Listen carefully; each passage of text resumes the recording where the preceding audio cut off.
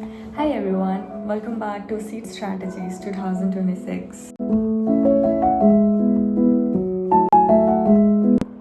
The main and the major asked question was that we couldn't get the cutoff clear with just like 0.5 marks, 1 mark, point 0.2, and point marks. They couldn't clear the cutoff. So how do we solve and clear the cutoff for part A? So in this episode, we are going to talk about how to strategize part A that will cater to the maximum accuracy and the minimum questions. Because solving part A and clearing the cutoff is the first and the most important thing to even get your part B checked. So see how we can do that. So here's one thing that probably we forget, that part A is not something that will help you secure a rank. It's just to clear a cutoff to get your part B checked, which will give you the rank.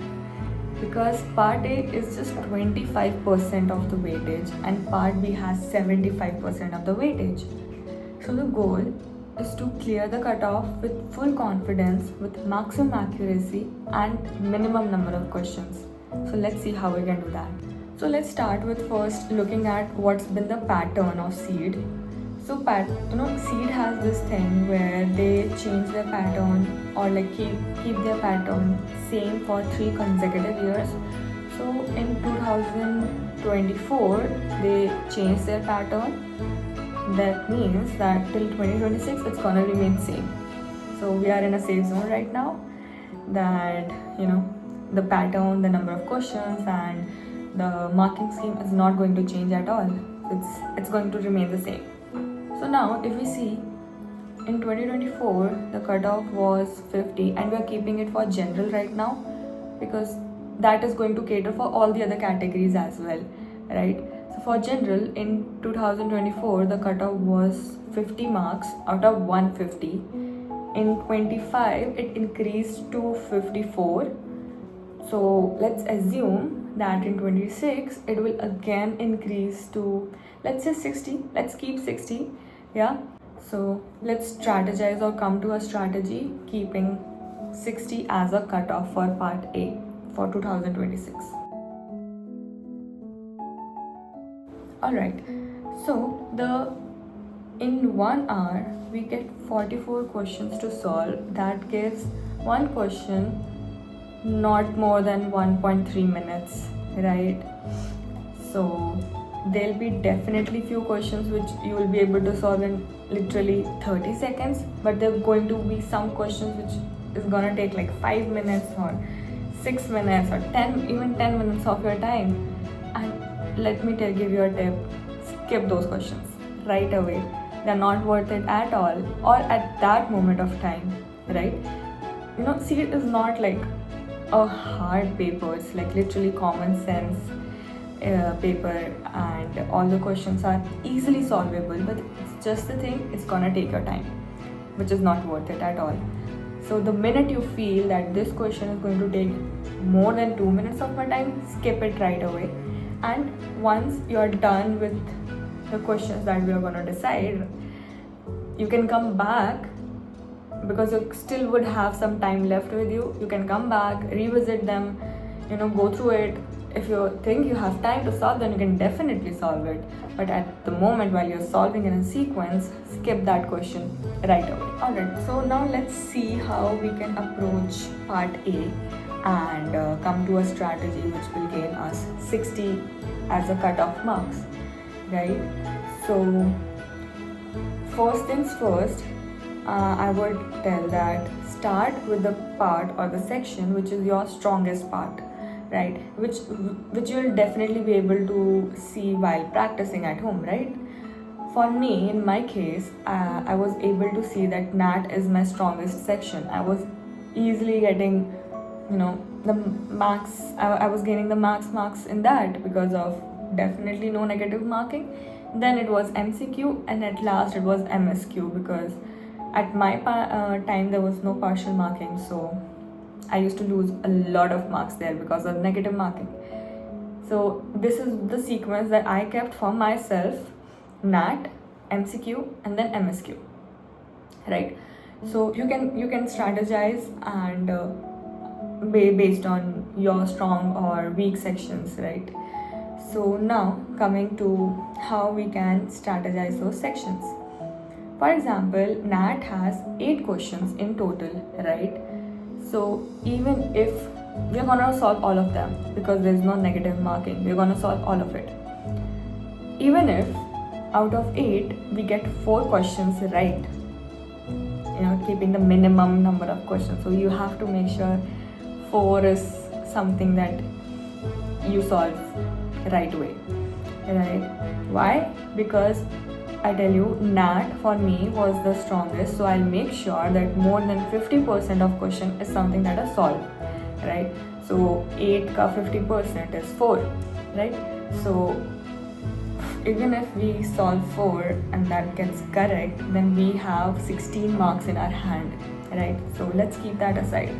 Now let's come to the second section, which is MCQ. In MCQ, there are in total of 26 questions of 3 marks each, right? So even if we solve 12, which is less than 50% of the questions, if we solve 12 questions and leave rest of them to avoid negative marking, which is minus 0.5, yeah? So even if we solve 12 questions right and accurately, it's gonna give us 36 marks, right? So again, keeping 16 and 36 aside, assuming that we are getting these questions right and leaving rest of the questions to save the negatives. Now coming to the last part, which is MSQ. Least what the weakest section for me it was.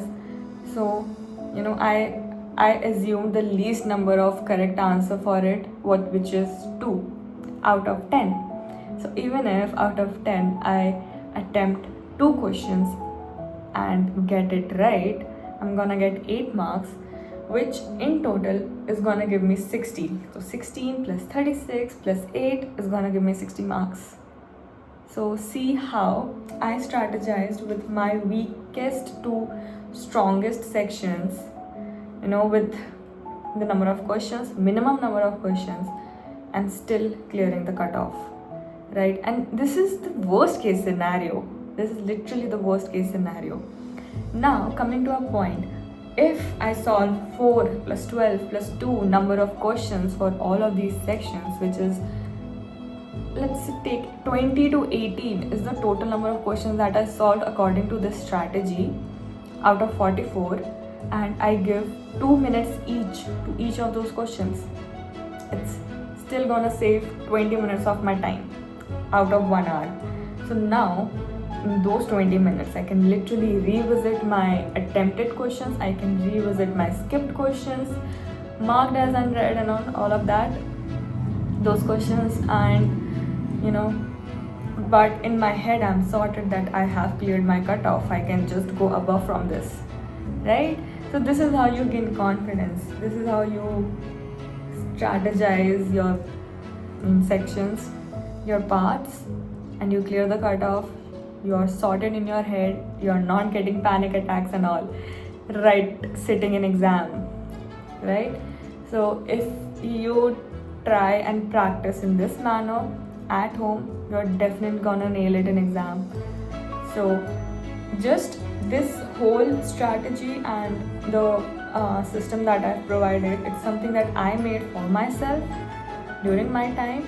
I would recommend you to strategize one for yourself based on your strong points, your strong sections or weak sections, and your speed and your learning abilities as well, right?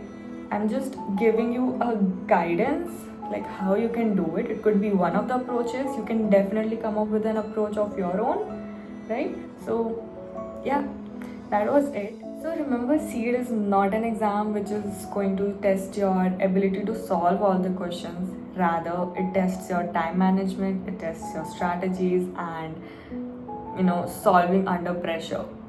So remember that whenever you come back home from exam and you feel like, oh shit, I'm able to solve this. What did happen in exam? Because of pressure, right? But not lack of your ability or your skills. So with this whole system that I've just told you, it just keeps you calm, gives you confidence, manages your time, and gives a good output with max accuracy. That's it, right?